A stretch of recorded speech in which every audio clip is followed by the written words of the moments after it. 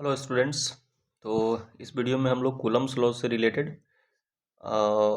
To the point और थोड़ा सा मतलब रिलेवेंट क्वेश्चन करेंगे, है ना। अननेसेसरी बहुत सारा क्वेश्चन नहीं करेंगे, है ना। कुछ रिलेवेंट क्वेश्चन ही मैंने सेलेक्ट किया है, वो आप कर लेंगे लास्ट टाइम में, ठीक है। देखिए, कूलम्स लॉ पे ही बेस्ड है, कूलम्स लॉ पे बेस्ड है सारा क्वेश्चन। तो क्वेश्चन है कि 2 पॉइंट चार्ज, है ना, साथ में हम लोग करेंगे आराम आराम से। 2 point charge x and y having charge plus q and minus q respectively are placed at certain distance apart. The force acting between them is F. ठीक है, जब x और y दो चार्ज को, है ना, जिसका कि मैग्नीट्यूड प्लस क्यू और माइनस क्यू है, जो r डिस्टेंस पे या कुछ सर्टेन डिस्टेंस है तो r मान लेते हैं अपना लोग, उसमें फोर्स F है, ठीक। लेकिन अगर 25% ऑफ चार्ज जो है y का वो ट्रांसफर हो गया है x को, तो find the percentage change in force. ये थोड़ा सा एप्टीट्यूड बेस्ड क्वेश्चन है। तो हम लोग इसको कैसे करेंगे भाई? कूलम्स लॉ में एक तो कूलम्स लॉ का फॉर्मूला आपको पता होना चाहिए, पहले पता होगा, सबको पता है क्या formula? K Q1 Q2 by R square होता है। क्लियर है बात इतना? लेकिन इसमें हम लोग ध्यान रखते हैं कि ये स्केलर फॉर्म में यहाँ Q1 Q2 में ऐसे मॉड लगा हुआ है, माइनस प्लस से हमको कोई दिक्कत नहीं होता है, ठीक है। तो ये तो एक सर्टेन डिस्टेंस पे जब Q1 Q2 रखा हुआ है, R सर्टेन डिस्टेंस पे, तो ऐसे हम लोग जानते हैं फार्मूला की Q1 Q2 अगर R डिस्टेंस के बीच में रखा हुआ है तो इस तरह से फार्मूला होता है, जिसमें Q1 Q2 के साइन से मतलब नहीं है इस फोर्स के फार्मूला में, ठीक है। अब कहा है कि 25%, है ना, मान के चलो ये तुम्हारा X चार्ज था और ये तुम्हारा Y चार्ज था, कोई भी, तो इससे 25% चार्ज वहाँ पे ट्रांसफर हो गया। 25% ट्रांसफर होने का मतलब कि अगर ये 100 कूलम का था पहले, सपोज, अगर पहले तो नहीं पता है ना कि Q1 Q2 कितना मैग्नीट्यूड का था, लेकिन समझने के लिए कि अगर ये 100 कूलम का था तो इसका 25% यानी कि 25 होता है, तो 25 इसमें ट्रांसफर हो गया, ठीक है। तो ये बात ध्यान में रखना है अपना लोग को, 25 कूलम उधर ट्रांसफर हो गया, और जिसमें से एक निगेटिव भी। अगर ये Q1 चार्ज 100 कूलम का प्लस में था तो Q2 चार्ज कुछ निगेटिव में रहा होगा, माइनस में रहा होगा, ठीक है। तो अब बात इसमें समझते हैं हम लोग कि अगर मान लो 25% ट्रांसफर हुआ होगा y से x या x से y, जो भी, इफ 25% का क्या मतलब होता है? 1/4, है ना। 25/100 करेंगे तो 1/4 पार्ट होगा, तो इसी क्वेश्चन को 25% न बल्कि 1/4 बोल सकता है। तो ये 25% ब्रैकेट में हम लिख देते हैं 1/4, है ना, ऑफ y। 25% क्या? 25% चार्ज, तो ये 25% 25% चार्ज, है ना, यानी कि is transferred charge of y, है ना, y इज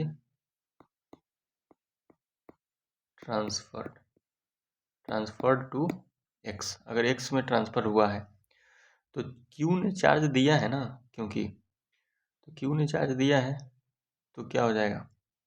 अच्छा, एक चीज़ और ध्यान रखो, दोनों का मैग्नीट्यूड सेम ही है, q और माइनस q है। तो इनिशियल कंडीशन में एक्चुअल में मॉड तो लेना, मतलब माइनस प्लस तो लेना है नहीं, तो यहाँ पर Q1 की जगह पर भी Q रख देंगे, Q2 की जगह पर Q, तो KQ स्क्वायर में क्या हो गया? R हो गया। समझ में आया? इसको इक्वेशन 1 मान सकते हैं। अब Q में से एक चार्ज चला गया है, मानो देखो 2 पॉइंट चार्ज x है, पहले x है और पहले पॉजिटिव है, तो पॉजिटिव चार्ज जो है हमारा प्लस Q जो है वो है हमारा x, है ना, और माइनस Q जो है वो हमारा क्या है? y। तो माइनस, देखो माइनस वाले के पास हम लोग मानते हैं कि जिसके पास निगेटिव चार्ज है, इसका मतलब है कि वो इलेक्ट्रॉन को एक्सेप्ट किया होगा, और इलेक्ट्रॉन किया होगा तो उसके पास एक्सेस ऑफ चार्ज है। तो जब चार्ज ट्रांसफर का बात होगा तो एक्सेस चार्ज से कम चार्ज की तरफ ट्रांसफर करेंगे, है ना। यहाँ हम काहे मान रहे हैं कि y से ही x ट्रांसफर हुआ है? क्योंकि y क्वेश्चन के अकॉर्डिंग निगेटिव चार्ज दिया हुआ है, और निगेटिव चार्ज का मतलब होता है एक्सेस चार्ज। उसके पास क्या है? एक्सेस चार्ज प्रेजेंट है, एक्सेस इलेक्ट्रॉन प्रेजेंट है, ठीक है। तो जब ट्रांसफर होगा तो इलेक्ट्रॉन ट्रांसफर होगा ना एक्चुअल में, तो ज़्यादा इलेक्ट्रॉन से कम इलेक्ट्रॉन की तरफ ट्रांसफर होगा, तो ये कॉन्सेप्ट इसमें एक छुपा हुआ है। तो Q जो Y पे चार्ज बचेगा वो कितना बन जाएगा? पहले कितना था? Minus Q। अब जब वो लॉस करेगा, पहले तो था माइनस Q, लेकिन जब y से ट्रांसफ़र हो रहा है तो लॉस करेगा, और लॉस से कौन सा चार्ज निकल के आता है, पॉजिटिव चार्ज आता है, और गेन करने से कौन सा चार्ज होता है, निगेटिव चार्ज आता है। इलेक्ट्रॉन अगर आप गेन करेंगे तो चार्ज क्या बनेगा, निगेटिव। तो ये सब कॉन्सेप्ट इसके अंदर छुपा हुआ है जो कि डिस्कस लोग नहीं करता है, सीधे सॉल्यूशन रीड आउट कर देता है। इसके बिना थोड़ी ये समझ में आएगा कि काहे हम 25% चार्ज वाई से ही एक्स में ट्रांसफर मारे, समझ में आया। माइनस क्यों था, अब सोचो लॉस करेगा तो पॉजिटिव साइन लगाना चाहिए ना, ऐसे प्लस लगाएंगे। अब यहीं पे गलती कोई कर सकता है कि लॉस कर रहा है तो माइनस लगा देगा कि माइनस निकल रहा है, नहीं, चार्ज इलेक्ट्रॉन लॉस करके, इलेक्ट्रॉन लॉस करेगा चार्ज को ट्रांसफर करने के लिए रियल में, तो चार्ज उस पर पॉजिटिव आ जाएगा। तो इस पर कितना आ जाएगा, 25% किया है तो 1/4 लिख दो, चाहे 25/100 लिख दो, जो भी तुमको समझ में आता हो ऐसे लिख दो। तो अगर इसको लिखोगे तो 25/100 1/4 होता है, ये डायरेक्ट भी हम ऊपर लिख दिए थे 1/4, 25% 1/4, 20% 1/5, ये सब तो सीधे सीधे याद रखो। तो जब इसको हम लोग सॉल्व करेंगे तो ये 4 है ना, माइनस क्यू कॉमन हो गया, और यहाँ 1/4 प्लस का और माइनस का 1 हो गया। तो यहाँ पे एलसीएम जब लेंगे तो ये हो जाएगा क्यू इंटू 1 - 4/4, है ना। और पूरा एकदम डिटेल में सॉल्यूशन कर रहे हैं, तो -3q/4, ये हमारा QY चार्ज आ गया, ठीक है। अब माइनस आ गया 3q/4 पे, तो जाहिर सा उतना ही इलेक्ट्रॉन जितना y ट्रांसफर किया है तो उतना ही इलेक्ट्रॉन x गेन किया है, तो q ऑफ x क्या हो जाएगा, पहले उसके पास कितना था, q था इनिशियली, और x ने गेन किया है, x ने क्या किया है, गेन, है ना, गेन ऑफ इलेक्ट्रॉन। तो गेन ऑफ इलेक्ट्रॉन से कौन सा चार्ज आएगा, निगेटिव चार्ज, तो उस पर माइनस लग जाएगा, यहाँ पे गेन किया है तो माइनस लग जाएगा, और वही डायरेक्ट लगा दे इसे q/4, मतलब 25% का मतलब 1/4, तो q/4। तो यहाँ से ये क्या हो गया, इसमें आ गया तुमको 3 4, है ना, 4 × 1 करेंगे और -1, तो ये डायरेक्ट 3q/4 हो गया। तो भाई इसमें तो देखो माइनस और प्लस भी इस बार आया, फिर से चार्ज बराबर ही था, जाहिर सा बात है, पहले भी चार्ज बराबर था, पहले भी चार्ज कितना था, Q और Q था, है ना, पहले भी चार्ज कितना था, Q और Q, ठीक। और क्योंकि same number of electron gain और same number of electron accept किया है, कोई बाहर से आइसोलेटेड एकदम कंडीशन इसको बना के रखना है, तो जब आइसोलेटेड कंडीशन बना के रखना है तो फिर समझ जाओ कि कोई बाहर से इसको ना चार्ज दिया होगा ना चार्ज इससे लिया होगा, तो फिर से चार्ज बराबर ही होना चाहिए। तो दोनों में -3q/4 और एक में +3q/4 हो गया। लेकिन ध्यान देना है कि जिसके पास माइनस था उसमें प्लस हुआ है, और जिसके पास प्लस क्यू चार्ज था पहले था उसके साथ माइनस हुआ है, इस बात का ध्यान रखना है एग्जाम में, ठीक है। तो अब हम लोग नया चार्ज के हिसाब से नया फोर्स निकाल लेते हैं। अच्छा, डिस्टेंस वगैरह तो नहीं बोला है चेंज करने के लिए कहीं भी क्वेश्चन में, है ना, वो तो बोल रहा है कि सर्टेन डिस्टेंस से पार्ट रखा हुआ है, खाली बोल रहा है कि चार्ज ट्रांसफर हुआ है। क्वेश्चन में क्लियर देखो, क्वेश्चन में क्लियरली लिख भी दिया है कि 25% of charge of Y is transfer to X, लेकिन एक कॉन्सेप्ट हम तुमको इसमें चूक सिखा दिए हैं कि क्यों ये क्वेश्चन में वाई का ही चार्ज एक्स से ट्रांसफर हुआ है, क्योंकि ये क्वेश्चन में नहीं भी बोलेगा ना, तो ये तुमको समझ में आना चाहिए कि -q चार्ज अगर किसी के पास है मतलब उसके पास, क्योंकि सेम मैग्नीट्यूड का माइनस है तो उसके पास एक्सेस ऑफ चार्ज है। आई होप कि ये बात आपको समझ में आ रहा होगा। तो जब न्यू फोर्स हम लोग निकालेंगे, है ना, एफ डैश जब निकालेंगे तो एफ डैश क्या हो जाएगा, के Q1 Q2। अच्छा, फिर से देखो ये निगेटिव में भले चार्ज है लेकिन यहाँ पे देखो पॉजिटिव में ही रखाएगा 3q/4, और ये तो पॉजिटिव में है, ये है तो 3q/4 आ रहा है समझ में। मोड का मतलब कि इस फॉर्मूला में यहाँ मोड का क्या मतलब है ये समझ में आ रहा हो। तो 3q/4 यहाँ भी +3q/4, और डिस्टेंस तो सेम ही है तो r² हो गया। तो ये 3 3 9 और 4 4 16 हो गया, तो ऊपर बन गया ये 9 और नीचे बन गया ये 16, और बाकी kq²/r²। और kq²/r² क्या है, ओरिजिनल हमारा फोर्स है 9/16 F, 9/16। तो जो नया फोर्स बना ना वो 9/16 टाइम्स हो गया F का। अब 9/16 यानी कि न्यूमरेटर क्या है, कम है, डिनोमिनेटर ज़्यादा है, इसका मतलब कि एफ डैश जो है वो डिक्रीज हुआ है। एफ डैश क्या है, डिक्रीज हुआ है। तो ये है फाइनल वैल्यू और ये है एफ इनिशियल वैल्यू। तो परसेंटेज डिक्रीज समझ में आया क्या है हुआ है, सो ऊपर 9 है और ये 16, अगर ये 16/9 होता तो इसका मतलब इंक्रीज हुआ है, तो परसेंटेज डिक्रीज लिख देंगे। और मान लो इंक्रीज डिक्रीज कभी नहीं कि समझ में तुमको आए तो तुम खाली परसेंटेज चेंज लिख देना, है ना। हालांकि क्वेश्चन में वो परसेंटेज चेंज ही लिखे हुए हैं, बट अपना लोग इतना कॉन्सेप्ट लगा लगा के समझ रहे हैं तो परसेंटेज डिक्रीज अपना लोग लिख देंगे, परसेंटेज डिक्रीज इन फोर्स भाई परसेंटेज चेंज का फॉर्मूला क्या होता है? Final value minus initial value upon में इनिशियल वैल्यू। परसेंटेज का सबसे बेसिक फार्मूला यही होता है। इस फार्मूला का आप यूज करो। इस फार्मूला का यूज करोगे तो क्या हो जाएगा? एफ डैश की जगह पर 9/16 रख दो, एफ 9/16 एफ रख दो, माइनस यहाँ एफ है और अपॉन में एफ। सब जगह से एफ क्या हो जाएगा? कॉमन होकर कैंसिल हो जाएगा। तो यहाँ बच जाएगा अपने पास 9/16 माइनस 1 इंटू का 100 है ना। 9/16 माइनस का 1 इंटू का 100, ठीक है। तो ये आ गया जाएगा तुम्हारे पास -7/16 इंटू 100, 16 है ये नीचे, तो माइनस आ गया। तो इसको काटेंगे तो 2 से कट जाएगा, ये 4 से काट देते हैं सीधे, 4 से काट देते हैं, 4 4 बार 16, 4 चौक 16 और 4 से 25 कट गया, ठीक है। अब 25 को 7 से जब मल्टीप्लाई करेंगे अपना लोग, तो 25 7 जा 25 7 जा कितना होता है? 175, 175 डिवाइड बाई 4, तो ये हो गया। अब इसको भी एग्जाम में इतना पे नहीं लाके छोड़ेंगे, है ना, इसको भी एग्जाम में ऐसे थोड़ा सा डिवाइड। अच्छा, ये माइनस साइन फिर से दिखा रहा है वही परसेंटेज डिक्रीज ही। तो अगर हमको नहीं भी समझ में आएगा परसेंटेज डिक्रीज इंक्रीज, तो आप ये वाला चीज़ करेंगे कि final value minus initial value divide by initial value. ये बड़ी काम का चीज़ है, ये परसेंटेज चेंज बहुत जगह पूछा जाएगा, तो याद रखना final value minus initial value divide by initial value into 100। ये भी एक चीज़, एक अच्छा चीज़ समझ में यहाँ पे आता है परसेंटेज निकालने के लिए।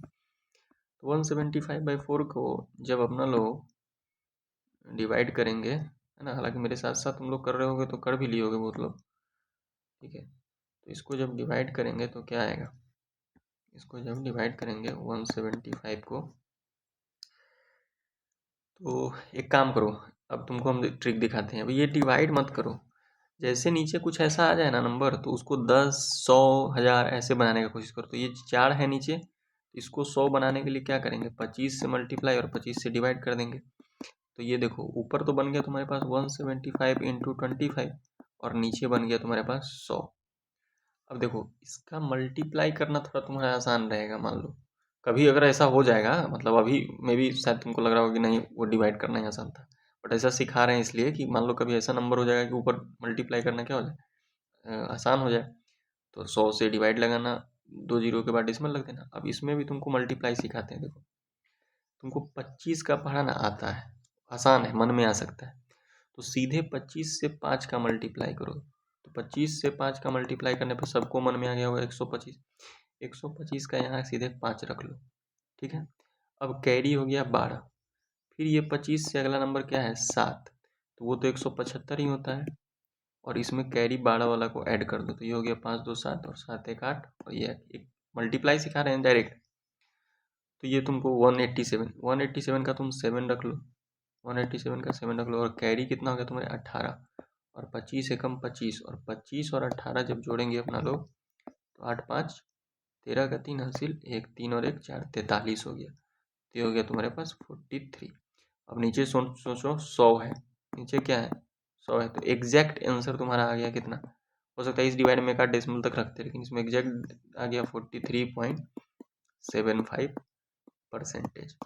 आई होप कि आपको सॉल्यूशन का तरीका भी अच्छा लगा होगा, ये नहीं कि डायरेक्ट आंसर लिख दिए हैं और कैलकुलेशन कर दिए, ठीक है।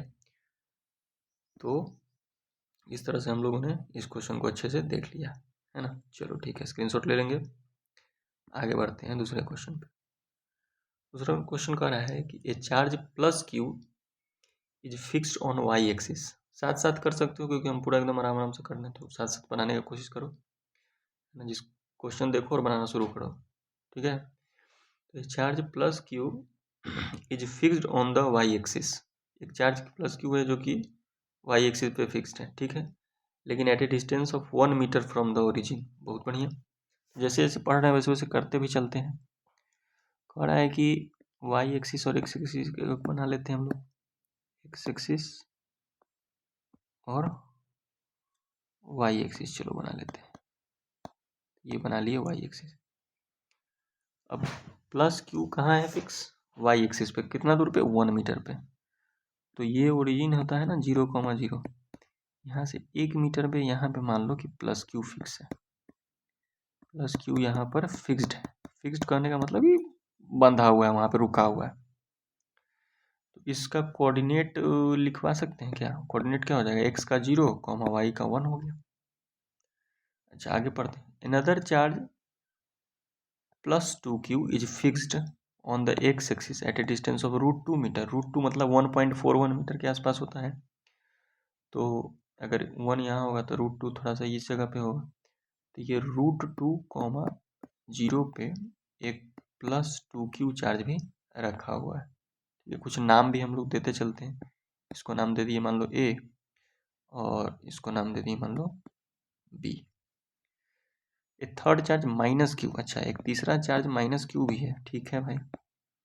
-q is placed at origin. I hope कि आप लोग साथ साथ बना रहे होगे। तो -q is placed at origin, find the direction in which -q charge moves. तो ये देखना है कि -q कहाँ पे मूव करेगा। तो बड़ी सिंपल है भाई, तुम्हारा -q पे फोकस रहना चाहिए, क्योंकि -q के बारे में पूछा है। तो जिस पर फोकस होता है ना, जिस पर क्या होता है फोकस, मतलब जिसके बारे में क्वेश्चन पूछा है, जिस पर फोर्स निकालना है, जिस पर डायरेक्शन बताना है, तो उस चार्ज को मान लो कि वो मरा हुआ चार्ज है, वो कुछ नहीं कर रहा है, और उसके साथ देखो कि क्या हो रहा है। तो ये -q वाला जो चार्ज है ना, इसको ये +2q वाला अपने तरफ अट्रैक्ट करेगा कि नहीं करेगा? तो अपने तरफ अट्रैक्ट करेगा, तो एरो इधर b की तरफ हुआ ना, b अट्रैक्ट कर रहा है, अट्रैक्ट इसलिए। और q, और सोचो अगर मेरा फोकस 2q होता, अगर 2q मेरा फोकस होता, फोकस मतलब इस पे हमको निकालना होता, तो -q वाले की वजह से देखते तो -2q इधर इसको अट्रैक्ट करता, ऐसा समझ में। बट अभी फोकस कौन है? -q, इसलिए एरो किधर बना है? b की तरफ बना है। ये बात आप समझ रहे होंगे, ठीक। अब देखो सिमिलरली +q वाला भी तो इसको अट्रैक्ट ही कर रहा होगा ना। +q वाला भी तो प्लस है, तो माइनस प्लस में तो अट्रैक्शन होगा, लेकिन एरो किधर बनेगा? प्लस के तरफ ही बनेगा, क्योंकि फोकस है ये हमारा फोकस है ना, फोकस हमारा इस पे। सोचो Q और Q में अगर यहाँ पर चार्ज F लग रहा होगा, मान लिए, तो ये तो 2Q और Q है। अच्छा हालांकि यहाँ पे डिस्टेंस भी अलग है। डिस्टेंस अगर एक रहता तो इसको हम 2F लिख देते डायरेक्ट, लेकिन अभी डिस्टेंस भी अलग है। तो ठीक है चलो, फिर इसको हम एक काम करते हैं, इसको F OA लिख देते हैं, क्योंकि O से A की तरफ एरो गया है ना, और इधर वाले फोर्स को F OB लिख देते हैं, क्योंकि एरो किधर गया है? O से B की तरफ, ठीक है। क्लियर है? फोर्स में इस तरह से लिखने का मतलब होता है कि पहला वो पॉइंट होना चाहिए जिस पर लग रहा है फोर्स ऑन, और बी वो होना चाहिए जिसके वजह से निकाल रहे हैं, ड्यू टू विच, ठीक है, जिसके कारण लग रहा है। समझ में आ रहा हो? अब ये दोनों फोर्स का रिजल्टेंट कहाँ चला जाएगा? इस दोनों फोर्स का रिजल्टेंट यहाँ पे चला जाएगा कहीं, एफ नेट। और क्योंकि दोनों वेक्टर 90 डिग्री पे, तो सीधा सीधे रिजल्टेंट पाइथागोरस थ्योरम अप्लाई कर दो। एफ नेट का जो मॉड होगा सीधा सीधी क्या हो जाएगा? अच्छा तो पहले F1 F2 निकाल तो लो, पहले समझ लो कि FOA अगर निकाल लेंगे तो उसका स्क्वायर, प्लस FOB निकाल लेंगे उसका स्क्वायर कर लेंगे, और काम हमारा खत्म हो जाएगा। तो याद रखो FOA जो होगा हमारा क्या है? दोनों चार्ज का मैग्नीट्यूड सेम है, +q और -q है, लेकिन मैग्नीट्यूड तो सेम है। तो ये हो जाएगा तुम्हारे पास KQ स्क्वायर, और डिस्टेंस कितना है? 1, तो 1 का स्क्वायर होगा। इसी तरह से FOB अगर निकालना होगा, तो इस बार देखो K तो कांस्टेंट होता ही है, जिसका वैल्यू 9 × 10⁹ होता है, या फिर 1/4πε। और एक चार्ज है -q, तो उसके जगह पर लिखाएगा तो q ही, क्योंकि मॉड लगा हुआ है फॉर्मूला में। और एक चार्ज है 2q, तो यहाँ 2q, और डिस्टेंस कितना है? √2, तो √2 का क्या हो गया? स्क्वायर। तो यहाँ पे आ जाएगा अपने पास 2kq स्क्वायर, और √2 का स्क्वायर भी कितना होगा? 2 होगा, तो 2 से 2 कट गया। अरे भाई दोनों फोर्स बराबर ही आ गया। देखो डिस्टेंस इस बार √2 लेके चार्ज, तो दोनों फोर्स ऐसे भी क्या आ गया? बराबर। FOA बराबर FOB बराबर हो गया, इसको F से कह देते हैं। तो जो नेट फोर्स निकलेगा वो क्या होगा?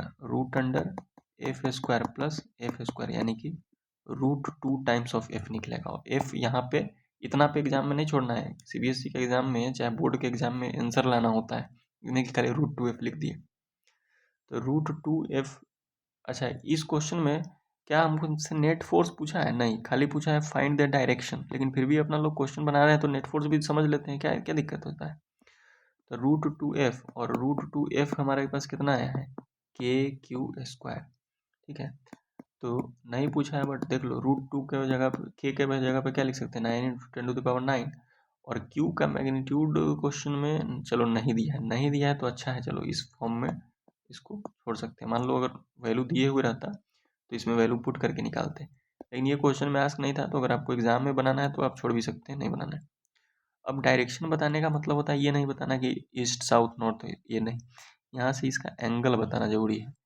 तो यहाँ से अगर इसका एंगल कुछ थीटा मान लेंगे, थीटा, तो इधर से परपेंडिकुलर ड्रॉप कराएंगे तो tan थीटा क्या हो जाएगा भाई? दोनों फोर्स मैग्नीट्यूड बराबर ही, इधर भी फोर्स है और इधर भी क्या है? एफ ही है।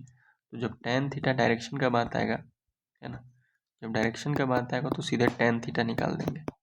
एग्जाम में ये करना था, डायरेक्शन के बाद tan थीटा क्या होता है? मॉड ऑफ y वाला और x वाले, x perpendicular by base actual में, मॉड लगा दो, कभी माइनस प्लस रहेगा, उससे कोई घबराना नहीं। तो f से f कट गया तो कितना आ गया? 1। इसका मतलब थीटा कितना हो गया हमारा? 45। ये ऑब्जेक्टिव टाइप से क्वेश्चन था, बट इसको हम काफ़ी डिटेल में अपना लोग सोल्यूशन किए हैं, क्योंकि हमको क्वेश्चन से सीखना भी तो है ना। क्वेश्चन करके खाली आंसर निकालना मकसद होगा ही नहीं, है ही नहीं मेरा, तो आपका भी नहीं होना चाहिए। क्वेश्चन आए सामने तो उससे तुम अपने आप में देखो कि हम कुछ नया सीख भी पा रहे हैं कि नहीं सीख पा रहे हैं। ठीक है, आंसर निकालना एम नहीं होना चाहिए, और सही से बनाएंगे तो आंसर भी क्यों नहीं आएगा।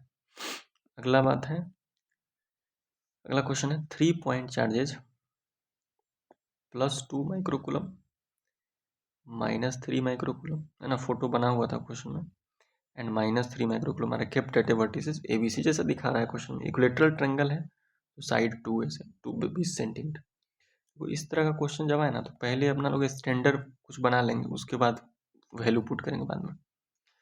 जैसे 20 सेंटीमीटर ये सब पुट अपना लोग अभी नहीं करेंगे, है ना, देख लेते हैं। As soon what should be the sign and magnitude of the charge be placed at the midpoint M। यहाँ पर एक चार्ज रखना है इस तरह से कि charge at A remains in equilibrium, ताकि ये जो है वो इक्विलिब्रियम है। इक्विलिब्रियम का मतलब क्या होता है? जिस पर इक्विलिब्रियम दिखाना है तुमको, उस पर नेट फोर्स क्या दिखा दो? 0 दिखा दो।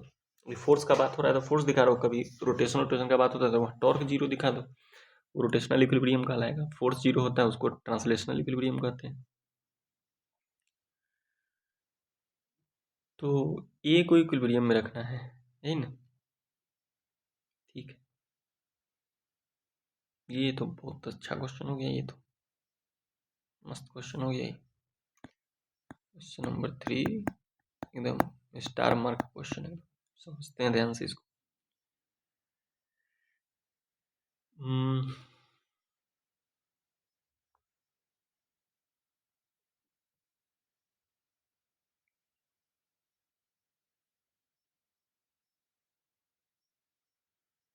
देखो क्या होता है, देखो ये यहाँ पर माइनस चार्ज रखा हुआ है एक, और यहाँ पे ये भी माइनस चार्ज रखा हुआ है। ए पर फोकस बनाओ थोड़ा सा पहले, चार्ज ए को इक्विलिब्रियम में रखना है तो फोकस ए पे बनाओ। -3 और -3 वाला इधर फोर्स लगाएगा कि नहीं? माइनस वाला अट्रैक्ट करेगा इधर, और ये भी माइनस वाला अट्रैक्ट करेगा इधर। 2 3 चार्ज सेम है ना भाई। ये क्यू है, मतलब ये इस पे तो फोकस लगना है, तो इसके चार्ज से मतलब अभी तुम नहीं रखो, इसको देखो कि निगेटिव है, तो ये तो इसके बीच में 2 और 3 वाला फोर्स लग रहा होगा, है ना, ए और बी के बीच में, और यहाँ भी 2 और 3 वाला फोर्स लग रहा होगा, और डिस्टेंस इक्विलेटरल ट्रायंगल तो सेम ही है, तो इसको अगर हम एफ बोल देंगे तो ये भी क्या होगा? एफ ही ना होगा। अगर ये एफ और एफ होगा तो इस बात का जाहिर सा मतलब है कि इस दोनों एफ की वजह से, और ये एंगल कितना है? 60 डिग्री है, तो रिजल्टेंट फोर्स यहाँ पे नीचे लग रहा होगा। 60 डिग्री पर रिजल्टेंट कितना लगता है, याद है किसी को? √3f लगता है ना। रिजल्टेंट का फॉर्मूला भाई, अगर ये थीटा 60 डिग्री हो जाए और इधर वेक्टर एफ है और इधर भी वेक्टर क्या है? एफ है, तो इसका पैरेललोग्राम जब बनाते हैं अपना लोग ऐसे, तो इसका रिजल्टेंट यहाँ निकलेगा ना। तो जो एफ रिजल्टेंट निकलेगा वो क्या होगा? √a² + b², मतलब ए बी मान के चलते तो, अब +2ab cos theta, 2ab cos 60 degree, cos का क्या 60 डिग्री, तो F square plus F square plus 2f²। और cos 60 कितना होता है 1/2 होता है। cos 60 कितना होता है 1/2, ये सब रूट के अंदर ही है। तो ये तुम्हारे पास आ गया 2 से 2 कैंसिल हो गया, तो ये बच गया अंदर में √3, है ना, √3f²। रूट से बाहर निकल गया स्क्वायर, तो f बच गया √3f। तो यहाँ पर जो रिजल्टेंट फोर्स लग रहा है √3f लग रहा है। अब सोचो इस पर रिजल्टेंट फोर्स नीचे डाउनवर्ड लग रहा है, लेकिन कह तो रहा है इक्विलिब्रियम में। तो अगर इसको इक्विलिब्रियम में रहना है तो इस पर इफ, है ना, √3f downward is the force due to charges at B and C। Exam में थोड़ा सा ऐसे लिख भी देंगे। तो टू, है ना, to keep charge at A in equilibrium,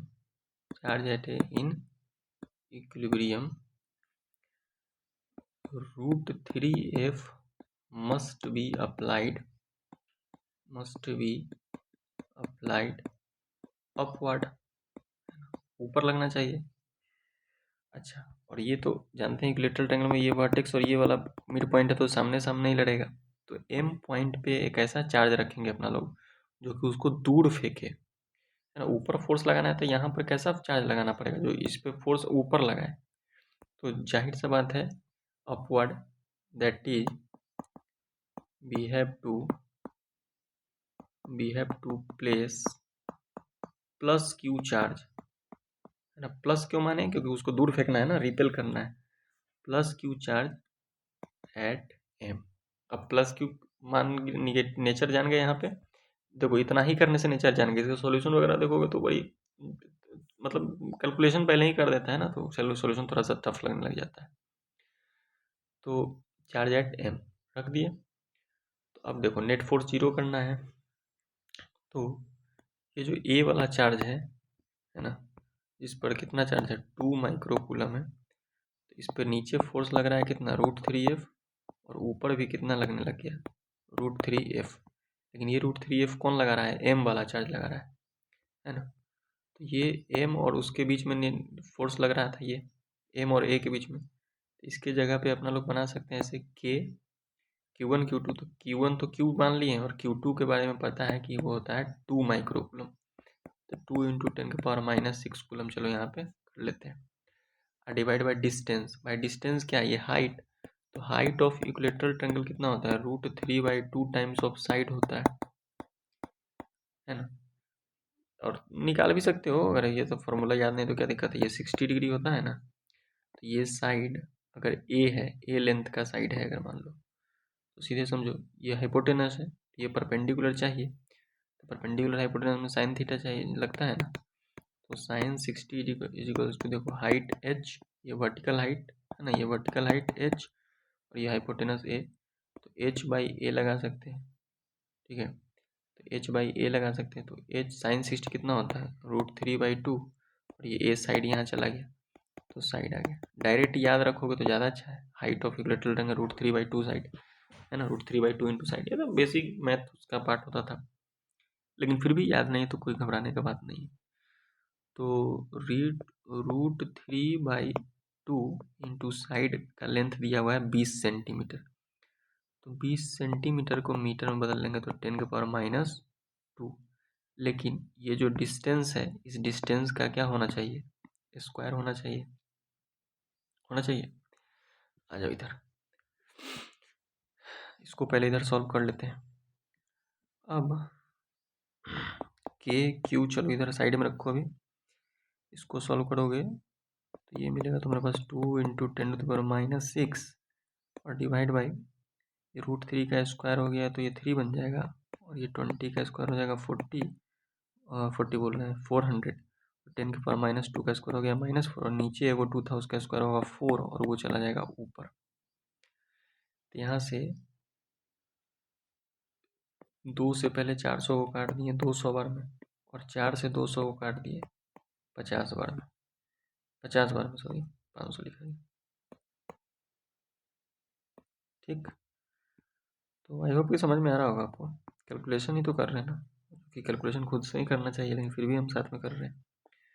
तो k इंटू क्यू इंटू 10⁻⁻6 है ना, ऐसा यूनिट में कन्वर्ट किए हुए हैं, और नीचे है -4। देखो यहाँ पर -4 भी तो है, तो ये सॉल्व होके नीचे क्या बच गया है, नीचे बच गया है तुम्हारे पास नीचे बच गया है 50 इंटू 3 150, तो 1 में 150 के क्यू, और ऊपर बच गया 10⁻⁻6, और -4 ऊपर जाके +4 हो जाएगा ना, ये माइनस के ऊपर जाके +4, तो क्या हो गया 10⁻²। और इसको लिखना होगा, ये भी 0 ऊपर चला जाओ तो -1 और लग जाएगा वहाँ पे, तो k³/50 इंटू 10⁻³ हो गया। ठीक है, और ये किसके बराबर चलते आ रहा है, √3f के, √3f के। ये सबसे आसान तरीका ही बता रहा है एक्चुअल में, है ना, √3f के बराबर। और f किसके बीच में फोर्स था, 3 और 2 वाले के बीच में। फिर से बता रहे हैं, -3 की वजह से माइनस लगाने का कोई जरूरत नहीं, तो यहाँ से सब चीज़ वैल्यू पता है अपना लोग को, f का वैल्यू खाली पुट करो। f किसके किसके बीच में बताओ, f है हमारे पास k और 3 और 2 वाले के बीच में था ना, तो 2 इंटू 10⁻⁻6 कूलम हो गया, और फिर 3 इंटू 10⁻⁻6 कूलम हो गया, और डिवाइड बाय डिस्टेंस इसके बीच में साइड का स्क्वायर है, यानी कि 20 सेंटीमीटर 10⁻⁻2। देखो अभी इसको भी डायरेक्ट कर लेते तो और सॉल्व करने का जरूरत नहीं पड़ता है कि नहीं, यहाँ से डायरेक्ट कट सकता था। देखो देखो देखो, रुको रुको रुको, और आसान करते हैं, और आसान करते हैं, थोड़ा टाइम ही नहीं लगेगा।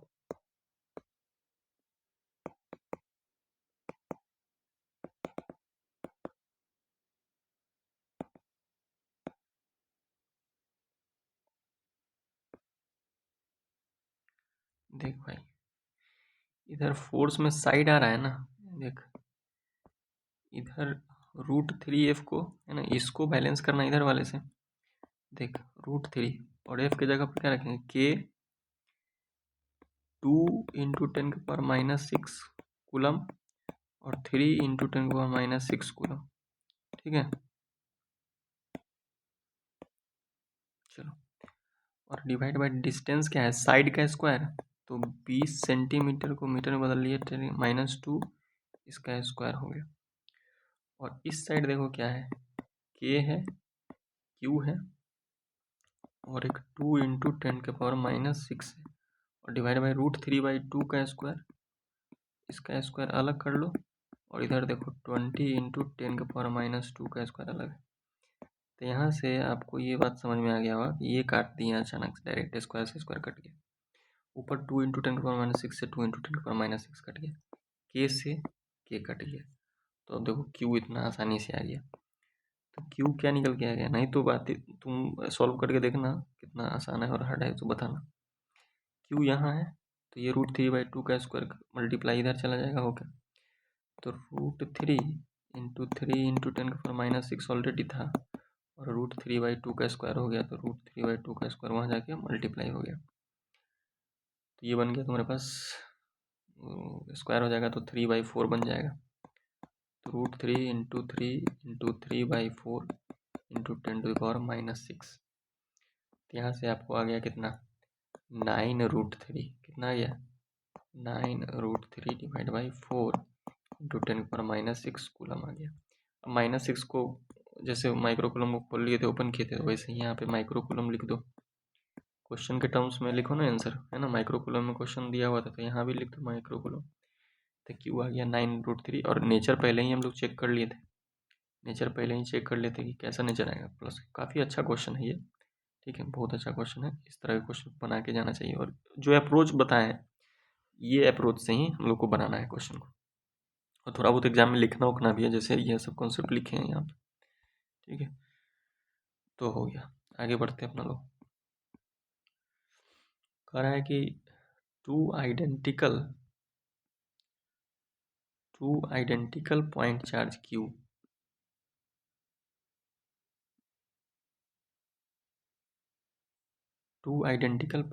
Q are kept 2 metre apart in air, है ना। ये बात भी ध्यान रखना है, कभी डायरेक्ट्रिक बीच में डाल देता है तो कांस्टेंट का मल्टीप्लाई भी करना होता है। ठीक है। Third point charge Q of unknown magnitude and sign is placed on the line joining the charges such that the system remains in equilibrium. System remains in equilibrium. Find the position nature. अरे यार, ये तो बड़ी famous question, ये तो सबको आता होगा, ये तो ऑब्जेक्टिव है भाई। एग्जाम में भले ही 2 नंबर 3 नंबर में पूछ लेगा तो बनाना है, लेकिन ये एकदम इसको तो ऑब्जेक्टिव की तरह इसको याद रख लेना है, इस वाले क्वेश्चन को। किसी को याद है इसका आंसर? बोलो। याद रखना कि अगर दो आइडेंटिकल चार्ज, आइडेंटिकल मतलब ये भी प्लस और ये भी प्लस, और इसके बीच में डिस्टेंस क्या होगा, आर होगा, तो जो यहाँ थर्ड चार्ज बीच में रखाएगा ना, वो देखो पहले ही बता दिए बीच में, यानी कि ये दोनों बराबर बराबर डिस्टेंस पे रखाएगा, R/2 पे रखाएगा, और इसका जो नेचर होगा वो हो जाएगा माइनस, मतलब माइनस में होगा, और यहाँ जो चार्ज रखा हुआ उसका 1/4 हो जाता है, तो माइनस ऑफ द Q/4। ये सीधे रिमेंबर रखो इसको, है ना। बड़ा आसान है, बहुत आसान है। देखो चार्ज को इक्विलिब्रियम में रखना है ना, अभी देखो यहाँ पे हम बता रहे हैं, इस वाले क्वेश्चन में क्या कर रहा है कि चार्ज को इक्विलिब्रियम में रखना है। तो जब चार्ज को इक्विलिब्रियम में रखना होता है तो खाली देखो इस चार्ज के बारे में ना सोचें, हम इसके बारे में थोड़ी सोचे कि ये इक्विलिब्रियम में है कि नहीं।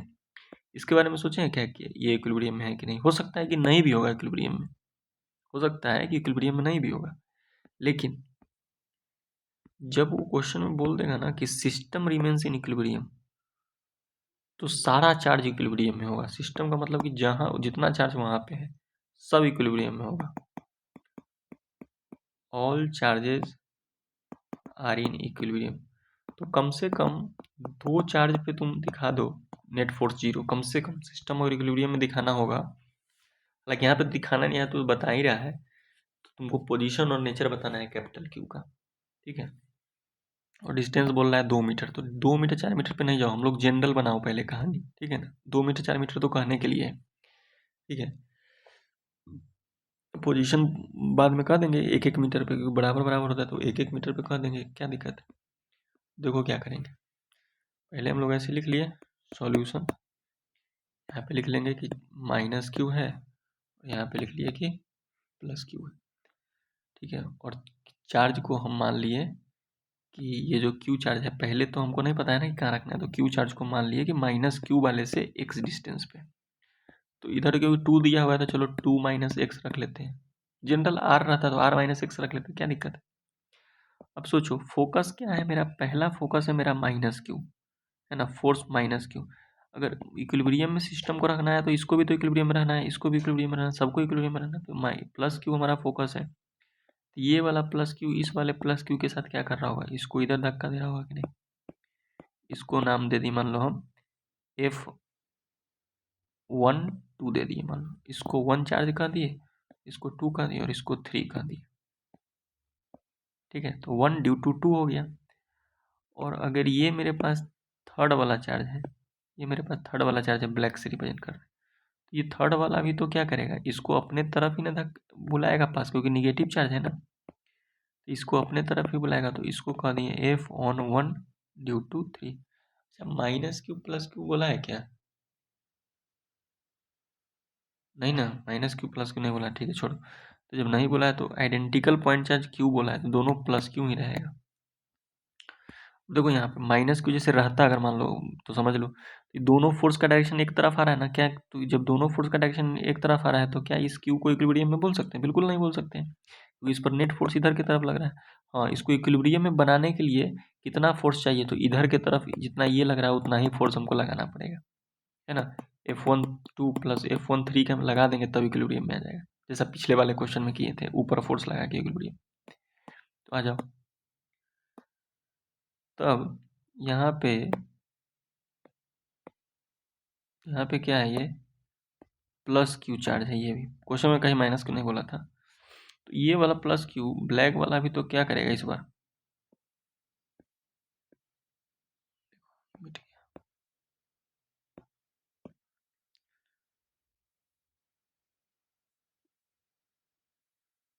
यहाँ से ऐसा था, ये चार्ज क्यू है यहाँ। देखो ये जो प्लस क्यू रेड वाला है ना, ये प्लस क्यू रेड वाला जो चार्ज है, ये इसको धक्का देगा तो दूर भेजेगा अपने से, तो ये हो गया F11 ड्यू टू 2। ये जो ब्लैक वाला है, तो ब्लैक वाला भी तो धक्का ही देगा, तो ब्लैक वाला धक्का देगा तो इधर धक्का देगा, ये हो गया F13। देखो दोनों का डायरेक्शन अलग अलग है, तभी पॉसिबल है दोनों का मैग्नीट्यूड अगर बराबर हो जाए तो फोर्स भी बराबर हो जाए। तो अगर दोनों का मैग्नीट्यूड बराबर हो जाए, है ना, तो to keep capital Q at x distance from minus Q, मतलब plus Q at x distance, A भी नाम दे दो इसको, है ना, B A, keep x distance from plus Q at b, है ना, प्लस है प्लस Q एट b। तो दोनों फोर्स का मैग्नीट्यूड क्या होना चाहिए, बराबर होना चाहिए।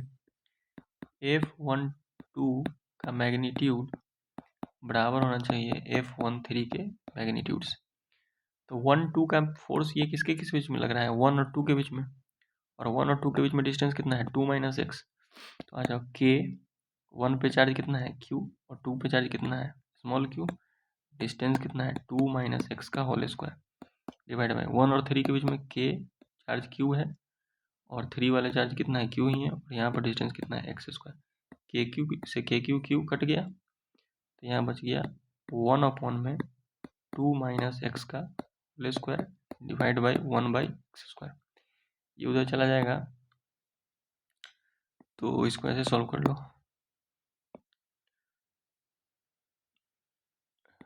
2 - x का होल स्क्वायर, है ना, इसको यहाँ भेज दिए, ठीक है। तो और ये एक्स स्क्वायर यहाँ है, ये है नीचे में, तो ये X square is equal to क्या बन गया, 1 बन गया। अब दोनों तरफ स्क्वायर है तो ऐसे लिख दो 2 - x डिवाइड बाई एक्स, इधर 1 है तो √1 भी तो 1 ही होगा। अब इसको लिख दो 2/x - x/x बराबर 1, ये हो गया तुम्हारे पास 2/x - 1 इज इक्वल्स टू 1। यहाँ से तुम्हारे पास देखो क्या आ गया, 2/x इज इक्वल टू -1 उधर गया तो +2, 2 से 2 कट गया, तो तुम्हारे पास x देखो कितना आ गया, 1 मीटर आ गया। तो हम तो इन जनरल तुमको बोले थे ना ये याद रखने के लिए, ये जो डिस्टेंस आने वाला है x, वो x कितना आएगा r/2। ऑब्जेक्टिव की तरह इसको क्वेश्चन को याद करो।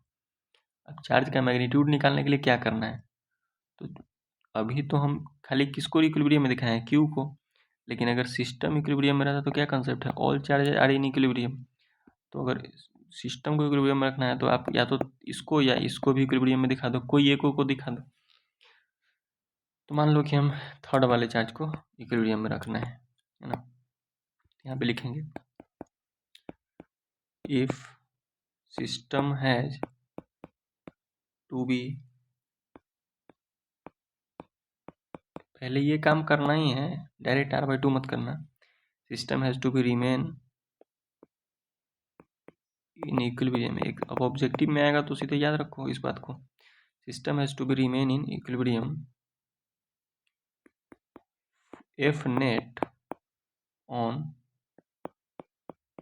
चार्ज एट बी या ए, है ना, ए और बी शुड ऑल्सो बी 0।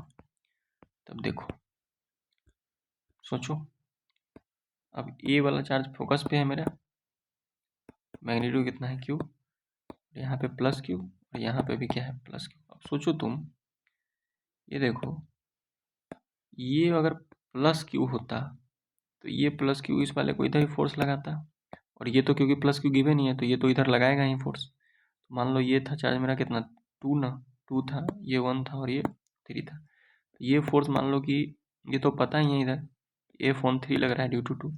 सोचो अगर ये Q प्लस में है तो इसका भी फोर्स तो इधर ही लग जाएगा ना, तो फिर इस पर नेट फोर्स 0 होने का चांस है, बिल्कुल नहीं।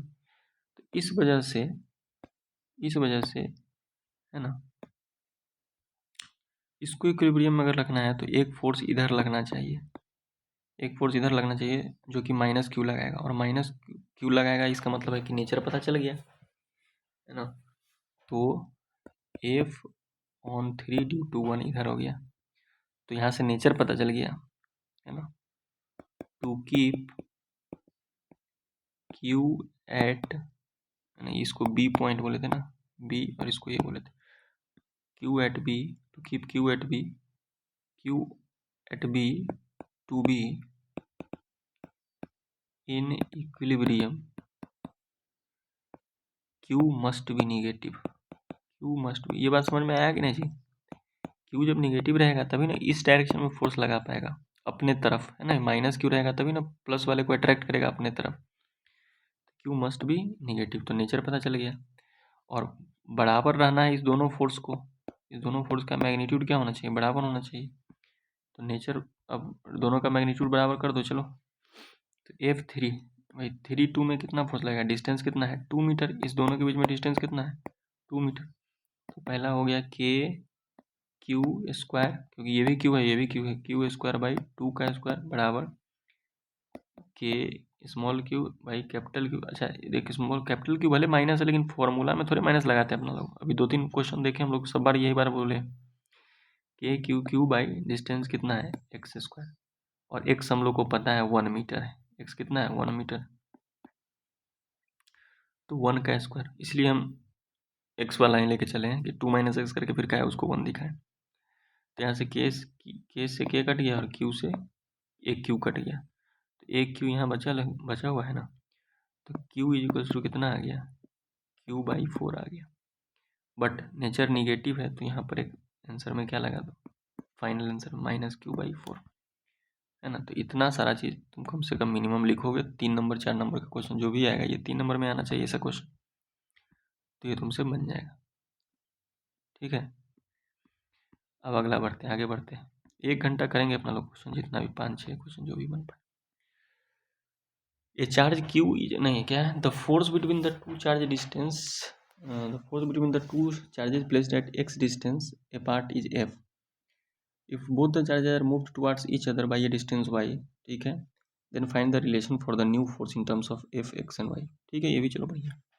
पहले बोल रहा है कि कितना डिस्टेंस पे, x डिस्टेंस पे, तो पहले एक मान लो कि Q1 और Q2 कितना डिस्टेंस पे है, x डिस्टेंस पे। तो इस समय फोर्स कितना हो जाएगा, फोर्स हो जाएगा फोर्स हो जाएगा कितना, फोर्स हो जाएगा के Q1 Q2 by x square, पहला कंडीशन। ठीक है, क्वेश्चन 1 मान लिए। अब बोल रहा है कि y डिस्टेंस से चार्ज को मूव करा देगा, है ना। अच्छा दोनों चार्ज को मूव कराएगा, तो ठीक है दोनों चार्ज को y डिस्टेंस से मूव कराओ। तो यहाँ पे था पहले चार्ज, अब यहाँ से ये y खसक गया इधर, और यहाँ से ये भी y खसक गया इधर। तो अब Q2 आ गया है यहाँ और Q1 आ गया है यहाँ। तो दोनों चार्ज के बीच में डिस्टेंस कितना बच गया, ये डिस्टेंस बच गया, पहले था कितना x, और ये बच गया x माइनस का 2y, क्योंकि दोनों तरफ से y कट गया। तो अब इस कंडीशन में जो f डैश लग रहा है या f न्यू लग रहा है वो कितना लग रहा है, के Q1 Q2 बाई डिस्टेंस कितना x माइनस 2y का स्क्वायर लग रहा है। अरे इजी है ये सब क्वेश्चन, CBSE के रिलेवेंसी में क्वेश्चन कर रहे हैं, नहीं तो क्वेश्चन तो एक से एक किया जाता है इसमें। तो जब दोनों इक्वेशन को डिवाइड कर दो, है ना, इक्वेशन 1 2 को ही 1 से डिवाइड कर दो, 2 डिवाइड बाई 1, तो क्या मिलेगा तुमको, f डैश बाई f जो है मिल जाएगा के Q1 Q2 से, तो के Q1 Q2 कट ही जाएगा, और ऊपर में है डिवाइड है f से ना, तो ये वाला जी ऊपर चला जाएगा। तो यहाँ बच गया अपने पास x अपॉन नीचे हो गया x माइनस 2y, दोनों तरफ स्क्वायर लगा हुआ है तो स्क्वायर लगा दो, खत्म हो गया। This is the required relation ही ना बोल रहा है वो, find a relation for the new force, है ना, in terms of F and X. तो चलो न्यू फोर्स के जगह पर इतना खाली लिख देते हैं, है ना। एफ डैश हमारा जो न्यू फोर्स है वो कितना है, एक्स अपॉन में एक्स माइनस 2y का स्क्वायर इंटू एफ, हो गया रिलेशन। कूलम्स लॉ पे जिसको एकदम कॉन्फिडेंस नहीं आ रहा होगा किस तरह करके जाना चाहिए एग्जाम में, तो वो देख लो कि इस तरह का एग्जाम्पल कम से कम मिनिमम क्राइटेरिया है कितना करके जाना है, और मैक्सिमम का कोई लिमिट होता नहीं, इसलिए मिनिमम ही करके जाना होता है एग्जाम में। ठीक है, चलो और कुछ अपना हिसाब से है ना, एनसीईआरटी वगैरह से देख के एग्जाम्पल वगैरह जा सकते हैं सिर्फ, है ना। चलो, इक्विलेटरल ट्रायंगल वाला क्वेश्चन तो एक हम कराए ही हैं, हालांकि हम तो थोड़ा सा अच्छा वाला ही करा दिए। एग्जाम्पल एनसीईआरटी का एग्जाम्पल में इक्विलेटरल ट्रायंगल वाला क्वेश्चन होगा, वो कर सकते हैं। और कुछ क्वेश्चन इसमें हम दे भी देंगे, है ना। देखो, लास्ट हम लोग सॉल्व करेंगे, इसके बाद क्वेश्चन आप स्क्रीनशॉट लेके उसको सॉल्व करने का कोशिश करेंगे। A charge Q is divided into two part, a charge Q is divided into two part and then kept some distance apart, what should be the charge of the each part so that the force between them is maximum. देखो, maximum या minimum के लिए सीधे याद रखना, differentiation of force जो है वो क्या करेंगे, जिसको भी मैक्सिमम मिनिमम करना है उसको डिफरेंशिएशन करना होता है 0। तो अगर मान लो क्यू चार्ज शुरुआत में था, हालांकि क्वेश्चन में स्मॉल क्यू दिया हुआ है ना, स्मॉल क्यू चार्ज शुरुआत में था, तो इसमें से कुछ चार्ज मतलब दो पार्ट में डिवाइड किया ना, तो इसका एक पार्ट मान लो हम बना दिए कैपिटल क्यू, तो अगला वाला पार्ट क्या बन जाएगा, क्यू। अगला वाला पार्ट बन जाएगा कितना, टोटल था क्यू स्मॉल क्यू, तो इसमें से ये कैपिटल क्यू चला गया तो क्यू माइनस स्मॉल क्यू, ये सोचो ऐसे। तो ये दोनों फोर्स हो गया, है ना। तो इस दोनों दोनों सॉरी दोनों चार्ज हो गया, तो ये तुम्हारा Q1 के जगह पे ये हो गया और Q2 के जगह पे ये हो गया। Q1 प्लस Q2 क्योंकि दिया हुआ था कितना, टोटल चार्ज Q दिया हुआ था, ठीक है। आ जाओ इधर, जब इसमें फोर्स का इक्वेशन लिखोगे तो क्या लिखोगे, F बराबर K Q1 Q2, तो Q into Q minus Q, है ना, अपॉन में R का स्क्वायर। अब तुमको दिक्कत ये होना चाहिए, मतलब ये सोचना चाहिए कि हम यहाँ पर डिफ्रेंशिएशन क्या करें, डी एफ अपॉन में डी क्यू करें, उसको जीरो करें। ये दिक्कत होता है ना कि डी एफ अपॉन में डी क्यू करें, ये जीरो करें। तो सोचो क्या करो, देखो ये जो क्यू है ये तो फिक्स चीज़ है ना, ये तो कांस्टेंट है ना, तो कांस्टेंट के रिस्पेक्ट में थोड़ी डिफ्रेंशिएट करना है, हम तो वेरिएबल के रिस्पेक्ट में करते हैं। तो ये स्मॉल क्यू के रिस्पेक्ट में नहीं करेंगे हम लोग कैपिटल, क्योंकि ये क्यू अपना मन से माने हैं ना जी, हम लोग लेट किए हैं, कुछ भी हो सकता है ये, तो लेट किए हैं, तो इसलिए याद रखना किसके रिस्पेक्ट में होगा, कैपिटल क्यू के रिस्पेक्ट में। तो डी एफ अपॉन में डी क्यू कैपिटल क्यू बराबर जीरो कर दो। तो ये के कांस्टेंट ही है, आर स्क्वायर कांस्टेंट ही है, तो खाली डिफरेंशिएशन एक्चुअल में करना क्या है, समझ में आ गया होगा। कांस्टेंट चीज़ को तो बचा के रख लेते हैं ना, तो D by D Q constant चीज़ यहाँ पर के बाई आर स्क्वायर इधर बच गया, और डिफरेंशिएशन में किसको पुट कर दो, क्यू इंटू क्यू माइनस में क्यू का स्क्वायर, यहाँ पे मल्टीप्लाई करा दिए इसको, इज इक्वल्स टू जीरो। ये इधर जाके क्या हो गया, जीरो हो गया, है ना। फॉर मैक्सिमा, है ना, फॉर मैक्सिमा या मिनिमा, है ना, डिफरेंशिएशन क्या होता है, जीरो होता है। तो फिर अब जब यहाँ डिफरेंशिएशन करेंगे तो क्या मिल जाएगा, देख क्यू के रिस्पेक्ट में क्यू का डिफरेंशिएशन कितना होगा, 1 होगा। अरे भाई ऐसे अगर रहता एक्स का डिफरेंशिएशन करना है D by D x of x, तो क्या करते, 1 लिखते कि नहीं। तो क्यू का डिफरेंशिएशन क्यू के रिस्पेक्ट में 1 हो जाएगा, तो बच गया क्यू, स्मॉल क्यू कांस्टेंट है तो उसको बचा लेंगे, तो हो जाएगा Q minus D by D x रहता है, एक्स स्क्वायर का क्या करते थे 2x करते थे, तो वही क्यू स्क्वायर है, तो क्या हो जाएगा 2q बराबर जीरो। तो यहाँ से q क्या निकल के आ गया, q निकल के आ गया q/2। तो जब आधा कर देंगे चार्ज को, तो इसको भी ऑब्जेक्टिव की तरफ ध्यान रखो कि अगर चार्ज को आधा आधा बांट देंगे तो फोर्स उसके बीच में क्या लगने लगता है, मैक्सिमम। अब मान लो तुमसे वो मैक्सिमम फोर्स भी पूछ ले कभी, तो क्या करना है, एफ मैक्सिमम पूछ ले तो के Q1 Q2, Q1 भी है Q/2 और Q2 भी है Q/2 डिवाइड बाई डिस्टेंस का स्क्वायर। जब डिस्टेंस वगैरह फिक्स लिए हुए हैं तब ये हो जाएगा तुम्हारे पास के Q square by 4r square. ये दो चार्ज के बीच का मैक्सिमम फोर्स है, जब डिस्टेंस सेम रहेगा उसके उसी दोनों चार्ज में अलग अलग वैल्यू लेंगे चार्ज का, तो जब उस केस में जब चार्ज आधा आधा होगा, उस वाले केस में फोर्स क्या लगने लग जाता है, मैक्सिमम लगने लग जाता है। इस बात का ध्यान रखेंगे।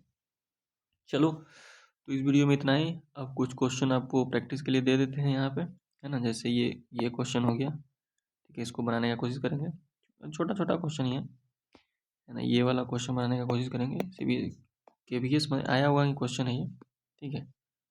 स्क्रीनशॉट ले लो, बनाने का कोशिश करना, आसान है, बहुत आसान है, इसमें टेंशन नहीं लेना, ठीक है। उसके बाद ये वाला फोर्स देख लो, इसमें तो थ्योरी लिखना है, एक्सप्लेन करना है, तो थ्योरेटिकल थोड़ा सा है, लिख लेना, ठीक है। आगे बढ़ते हैं। ये सारा क्वेश्चन कर ही लेना एकदम। Two small balls with equal positive charge curriculum suspended by two insulating strings of equal length meter from which the wholesale of it light. ठीक है, ये वाला क्वेश्चन छोड़ सकते हो, ये वाला क्वेश्चन छोड़ दो। किसी को करने का मन होगा तो कर लेना, सॉल्यूशन देख लेना एटलीस्ट, छोड़ सकते हो उस वाला क्वेश्चन। देखो अभी ये वाला क्वेश्चन अपना लोग बना चुके हैं, अभी जो आया था ना -q/4 है ना, यहाँ पे q था और यहाँ पे q था, अलग यहाँ q रखा हुआ है तो कैपिटल Q और कैपिटल Q यहाँ है और Q is placed at centre, ये वाला बात ये है सेंटर पे। तो जो सेंटर पे होता है वो होता है इंड्स वाले चार्ज का 1/4।